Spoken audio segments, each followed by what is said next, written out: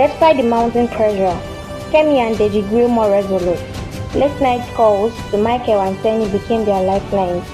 While the parents plotted, the children found strength in their partner's unwavering support, turning their defiance into a silent pact of resilience. As the wedding plans progressed, Kemi and Deji decided enough is enough. During a family meeting to finalize the wedding details, they stood together for the first time.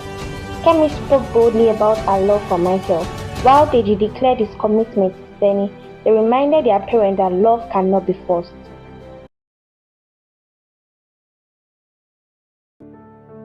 In the vibrant neighborhood of Lagos, Nigeria, the Olatunbosuns and the Baloguns were inseparable.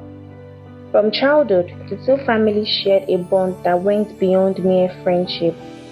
Both matriarchs, Mrs. Olatunbosun and Mrs. Balogun, were best friends, their laughter echoing through every Owambe party they attended.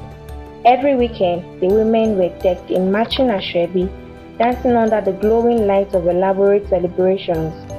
Their lives the talk of their social circles. Years later, joy rang through the family when Mrs. Olatunbosun gave birth to a beautiful girl, Kemi, and Mrs. Balogun welcomed a handsome boy, Deji.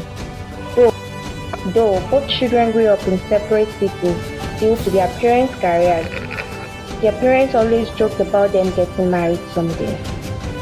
Kemi grew up to be a stunning, ambitious woman. Her studies took her abroad where she met Michael, a kind-hearted white man who became her boyfriend.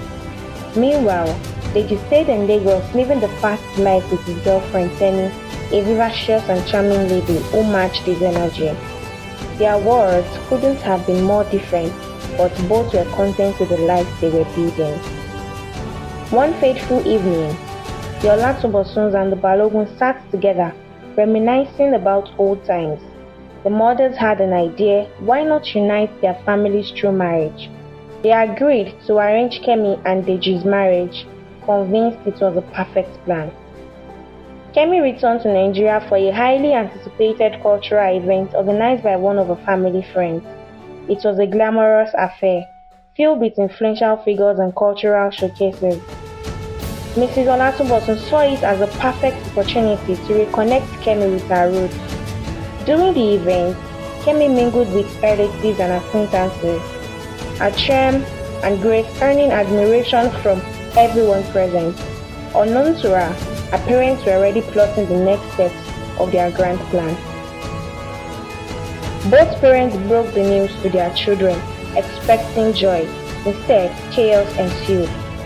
Kemi, already deeply in love with Michael, refused outright. Deji, on the other hand, grew furious when he realized his parents planned to separate him from Tenny. Determined to assert his choice, Deji brought Tenny to meet his parents, introducing her as the woman he wanted to marry. Dressed modestly and wearing her brightest smile, Tenny tried to make a good impression. However, Mrs. Balogun, already set on Kemi, embarrassed Tenny by making snide remarks about her background and questioning her suitability. Deji, furious, defended Tenny, but the encounter left both Tenny and Deji hurt. The parents were adamant about their plans. Mrs. Olatunbosun kept reminding Kemi of her responsibility to the family, while Mrs. Balogun, on the other hand, began showing up unannounced at Deji's apartment, berating him for disrespecting the family's wishes. Do you want to shame us before the Olatunbosuns? Do you want to bring disgrace to our family? She shouted, her voice filled with a mix of anger and desperation. The fathers weren't any less forceful. Mrs. Olatunbosun threatened to cut off financial support for Kemi's future plans abroad, insisting she stop this madness. While Mr. Balogun reminded Deji of their traditions, urging him to be a man and follow through the arrangements. Despite the mounting pressure, Kemi and Deji grew more resolute.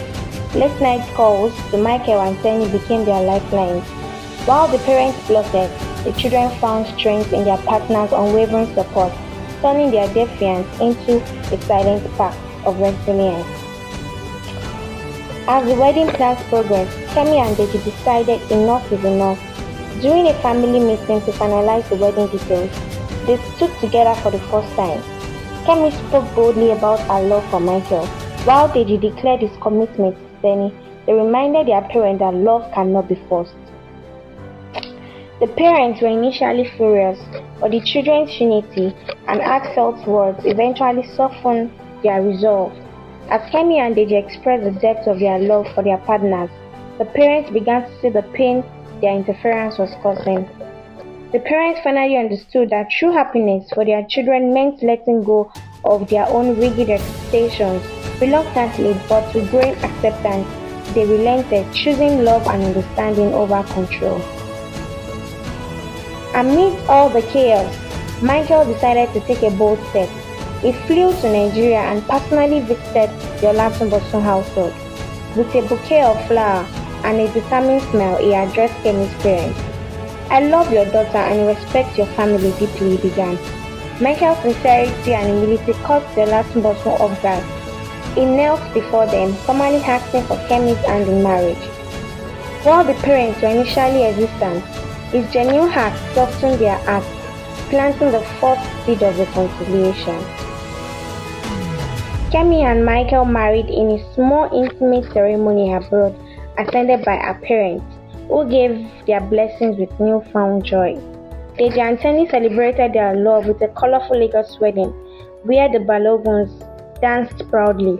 Both families remained close, learning to respect their children's choices.